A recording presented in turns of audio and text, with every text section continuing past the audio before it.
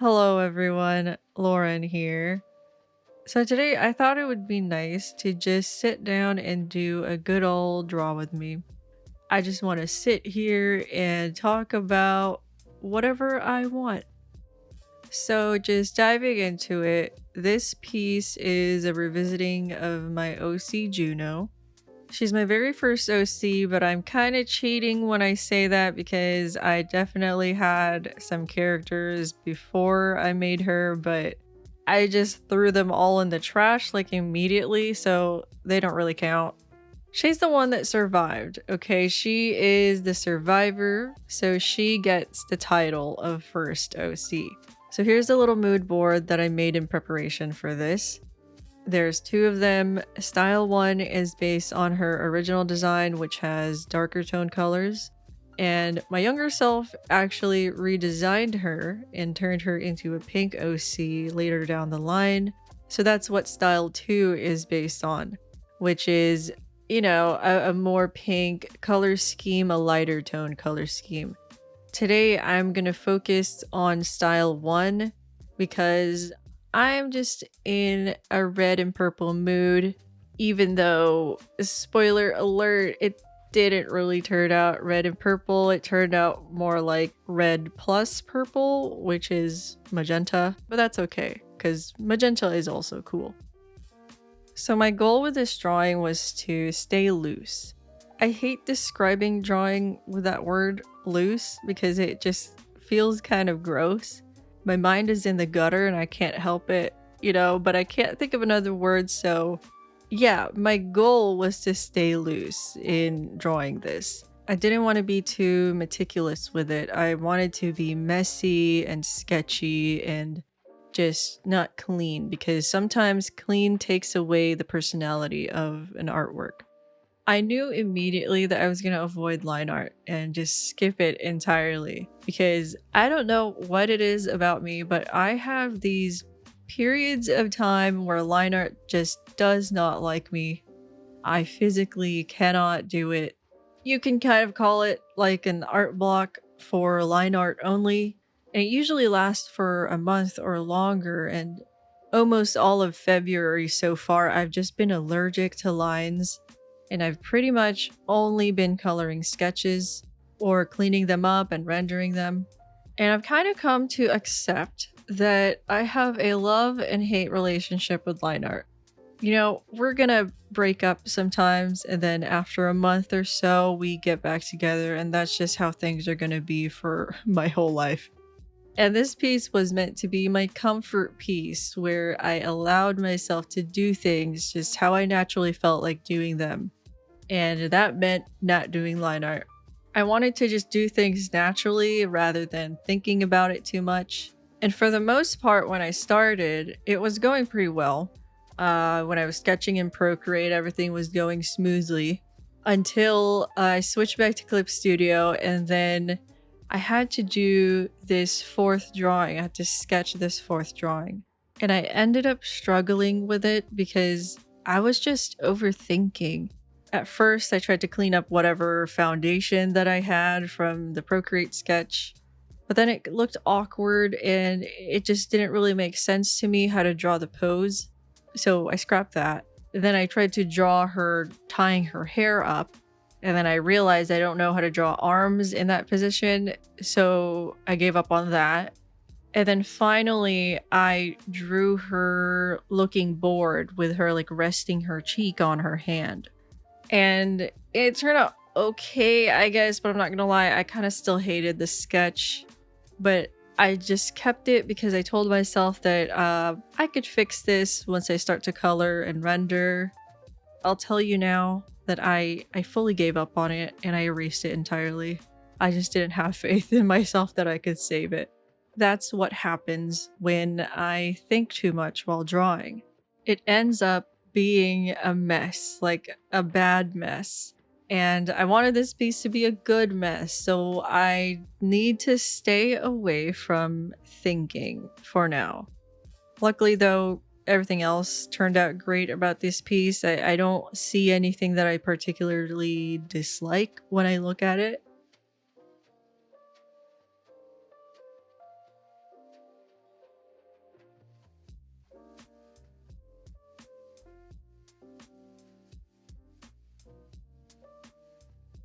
All right, so let me talk about this character. Her name is Juno, which I fully ripped off from the capital city of Alaska because for some reason, around the time that I made her, I was in the process of memorizing the capitals of the 50 states. And when I got to Alaska, I saw Juno and I was like, that's a cool name. I'm going to steal it. And so I did, and I just slapped it onto this character. And she's supposed to be my grumpy OC. So one of the personality traits that I gave her was that she hates things. And it's just things, like, period, not anything specific. It's just things. Because apparently I thought that was cool to hate things. I don't know.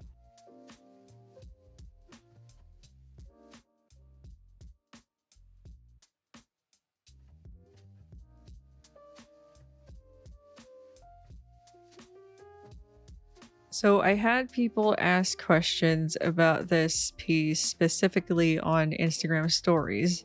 Even though really I should do it on YouTube community tab, but I always forget to do that. But anyway, the question that Instagram asked the most was, why is her eye like that? So Juno is a half demon of some sort, and I wish I could say that there's a cool story or lore behind her eye, but that's really just the gist of it. My younger self wanted a half demon OC, so in order to make her look like she was a half demon, I just made her eye like that. It's kind of boring now that I say it out loud. A lot of people asked if she was inspired by Hazbin Hotel, but no, she isn't inspired by Hazbin Hotel because it didn't exist back then. And people kept mentioning some character from it. I forgot the name. It might have been Angel Dust, but I don't watch the show, so I don't know how the character looks. And I Googled it, and honestly, I admit it, they kind of do look similar. And it's the eyes specifically. The eyes are practically the same. And I was like, okay, I was annoyed at first, to be honest, because people kept comparing her to them, but now I kind of get it. I understand. I don't blame you, okay, for comparing them. So another character trait that I gave her was that she doesn't smile, like, at all. And this was kind of a self-insert because I was an angsty 14-year-old or something around that age when I made her. And I didn't really smile a lot back then because I thought it made me look cool and scary by not smiling. And so I made her like that too. And someone asked what parts of her personality has changed from when I first drew her versus when I'm drawing her now. And for the most part, I want her to stay the same grumpy girl that she is. She still hates things, but I want to change the smiling part. So I like to think that my OCs grow with me, and I'm turning 24 this year, and obviously I'm not as angsty as I was when I was 14. And so I want Juno to be allowed to smile now. Because when I made her, I didn't want her to smile like ever. And I don't want that for her anymore. I want to give her a reason to smile, a reason to laugh. And I actually want to integrate her into the stories of my other OCs. She's going to get some friends. They're going to make her laugh. They're going to make her smile. And I think it's just kind of beautiful to think about it that way, where my OCs are growing up with me and experiencing some of the character developments that I also went through. Because I think it's just a given that a majority of my characters have, little bits and pieces of myself. And so Juno has that angsty part of myself, which I kind of want to let go of a little bit. Not all of it. I still want to keep some of it. But just that part. I want her to smile.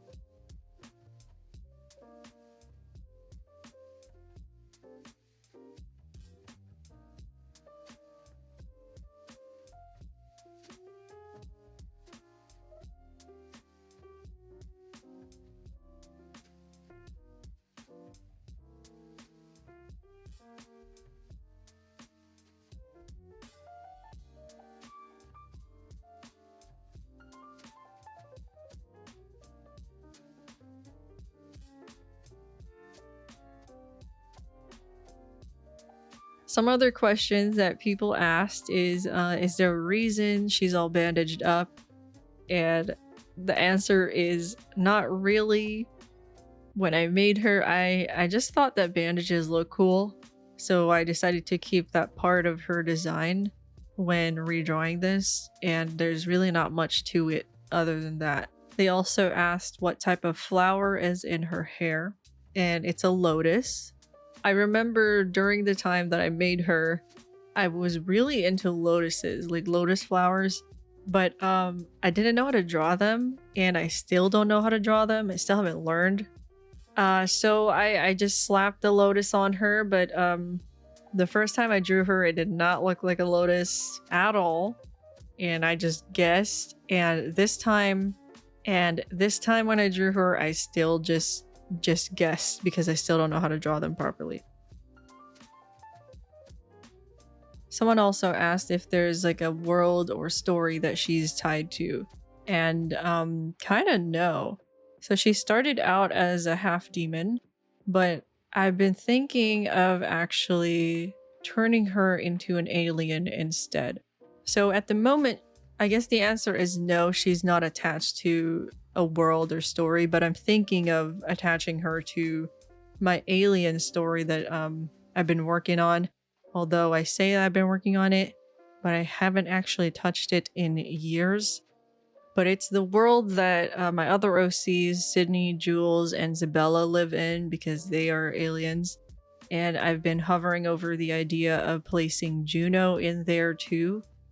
Nothing is solidified though. I've just been thinking about it because I want them to be friends, and she's kind of already in line with the blueprint of how I want aliens to look in that story. But yeah, as of the moment, she isn't attached to a world or story. So how did I decide which parts of her design to keep and which ones to replace?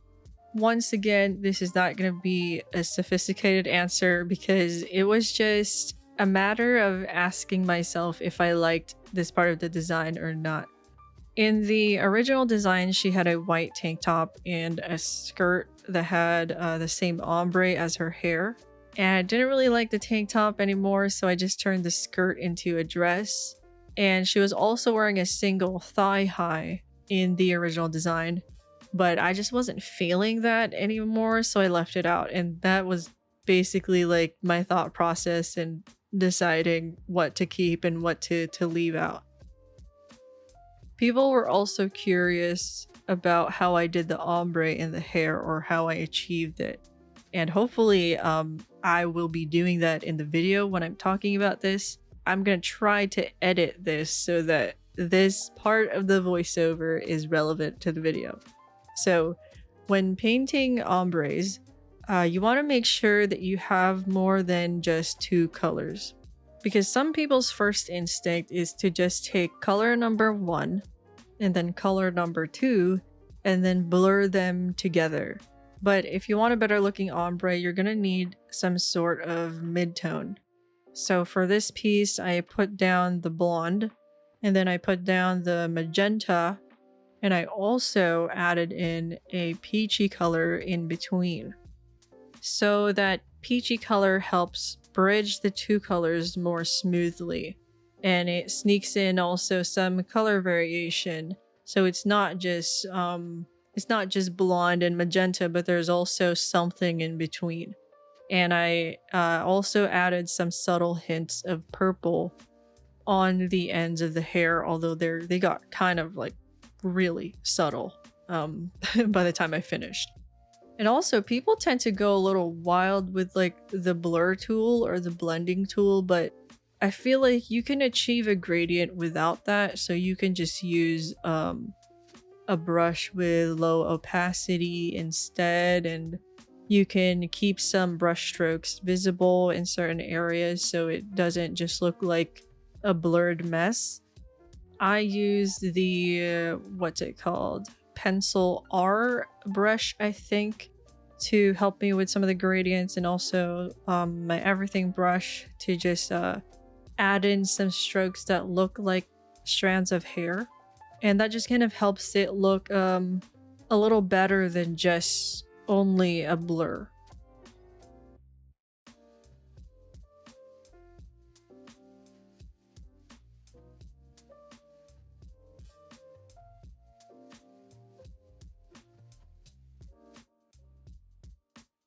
So how do I keep the colors cohesive? This is kind of a funny question to answer because the colors actually didn't turn out as I originally planned. The plan was to go with red and purple, but instead I went with only magenta as the dominant color.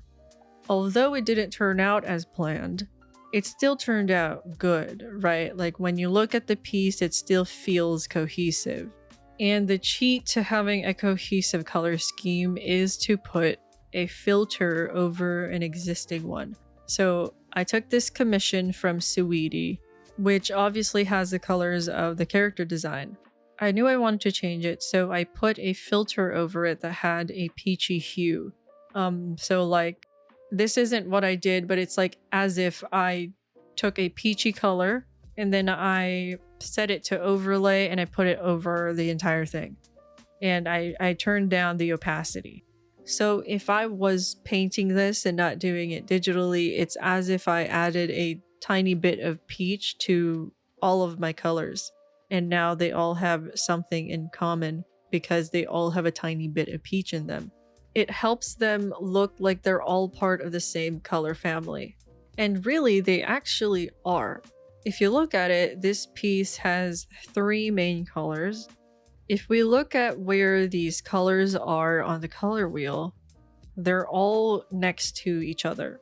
So purple, magenta, orange, basically, and they're all pretty similar to each other. They're all warm colors. So it just like naturally looks good to our eyes because they're all similar. It's like if you look at a picture of autumn or fall with like all the trees, like the colors are orange, red, yellow, brown, and that just feels together and harmonious because they're all near each other on the color wheel and they're all warm. So if you're having trouble with colors and understanding how to make them look good and cohesive, learning the different types of color schemes is going to help with that a lot. So if you don't know where to start with learning what monochromatic or analogous color schemes are, and then work your way up to understanding complementary color schemes and then triadic color schemes. Because once you learn what these are, you'll be able to recognize what type of color schemes certain color combinations are. So if something looks good to you and you see it and you're like, I wonder why that looks good to me. And then once you know the definitions of the color schemes, you'll be able to identify like, oh, that looks good because they're using complementary colors. And then you'll be able to apply that to your own art. And when you understand them, you'll also be able to tell why some colors don't work together. And it might be because they don't fit a certain type of color scheme. And I'm just hoping that all of this makes sense while I talk about it because I'm a visual explainer and a visual learner. I don't have much confidence in my ability to like verbally explain things. So I hope this at least helps some people who are having trouble with colors. Maybe one day if I'm confident enough in my knowledge about colors, I'll make a video on it, but I'm not gonna pretend to be a color genius. You know, I use some cheats like filters and stuff, but I think I am confident enough to say that I know how to recognize color schemes and kind of identify why they look good and why others don't.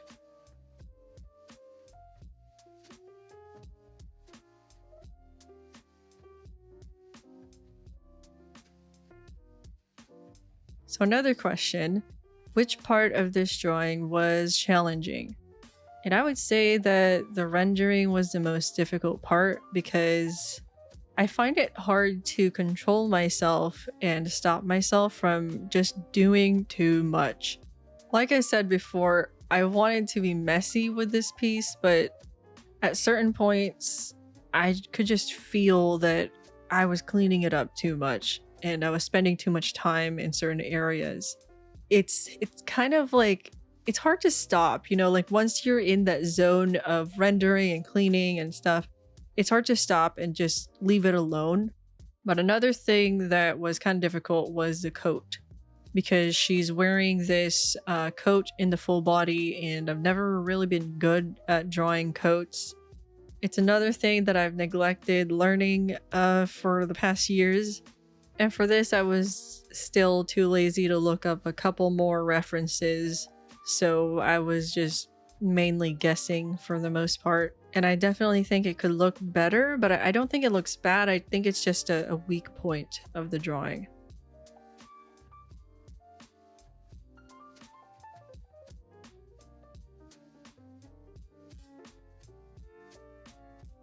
So people were also curious how I figure out the layout of character sheets like this, and it's a lot of experimenting. I don't know if it showed up in the Procreate time-lapse in the beginning, but I would move the smaller drawings around a lot and experiment with where to place them. And it's all about filling in the negative space. So deciding where you want to pull focus to. And there's this thing in design called visual hierarchy that explains how certain elements are going to pull more focus than others, and explains why. So we tend to notice larger objects before smaller ones. We tend to look at clear objects before blurry ones. And those two rules, I guess, is just scratching the surface of visual hierarchy. So if you haven't already, look into visual hierarchy and try to learn it, try to understand it. It will just open your eyes to the nuances of design. And once you know about this stuff, you can apply it to your drawings. Personally, I still have trouble remembering it sometimes, but it's just nice to know because at a certain point, your brain just does these things automatically for you when you're knowledgeable about something, and especially when you're drawing. So sometimes you don't even have to think about it, and your hand just naturally does something according to visual hierarchy or whatever. So when I was drawing this, I knew that the full body was going to be the first thing that I wanted people to focus on. So I wanted it to take up the most space. It's supposed to be the biggest drawing. And I actually messed this up once I finished the piece. I messed up the focal point because when I got rid of one of the smaller drawings, I had to make the bottom one a lot bigger than it was supposed to be. So in the final piece, that one ended up pulling the focus more than the full body because it became so big. It's basically hogging the attention away from the full body. And that wasn't my intention, but I'm still not going to fix it. But, it's fine. But, that is a mistake that I made here. And that's, an example of the visual hierarchy of this piece, I guess, is, at least when I look at it, I look at the biggest thing first, which is not necessarily the full body. I guess you can say the full body is the tallest thing there. But in other terms, this face on the bottom is the biggest thing that is clear to us. And so that is the one I look at first.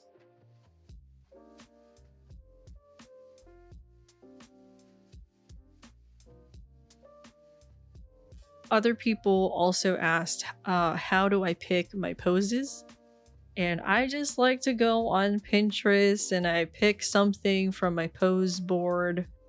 And if that doesn't work out, I just I pose in the mirror and I mess around with poses that way. And it feels a little embarrassing to talk about, but honestly, when I pose in the mirror for my drawings, I'm feeling my oats. I'm pretending like I'm in a photo shoot or something, and it's just fun. But for real, when I choose poses, I pick one that I think doesn't feel too stiff. I can kind of predict just from looking at some poses if I'll struggle at drawing them. So there are times where I see a pose and I just like avoid it because I just know that if I tried to draw it, it would turn out super stiff. And this is a thing that like you'll know about yourself. There's just some certain types of poses that you gravitate towards and others that you're going to tend to dislike. You're going to want to aim for dynamic poses that kind of feel like they have some movement to it. So like, is this character lifting their leg, or are they in the process of lifting their leg? Do they look like they're in motion? Do they look like they're posing, or do they look like they're just standing there and being uncomfortable? So when I do land on a pose reference, I try not to copy it like one for one. Like maybe I'll change this foot position or an arm position.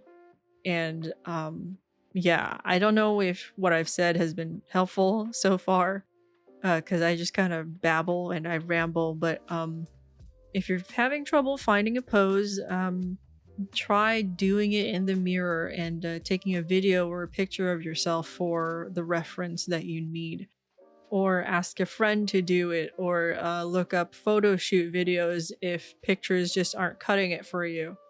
Everyone has like a different way that their brain works. So mine is I just go on Pinterest and I search, and if I can't find one, then I take one myself.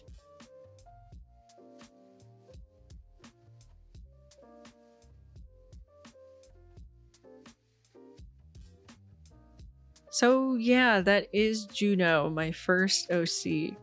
And I really love how this piece turned out. I want to turn it into a print for sure. Maybe a sticker. I don't know yet, but if you didn't know, I do have an online shop where I sell stickers and prints, so please check that out if you can, and support a small business because, you know, if you like stickers and prints, then and you like my art, then it's the perfect place to shop. So yeah, that is all that I have for today's Draw With Me. I can feel my voice fading. Thank you so much for watching and sticking around this long. And I cannot say it enough how thankful I am for everyone who watches my videos. You guys have changed my life. So see you in the next video, whenever that will be. Goodbye.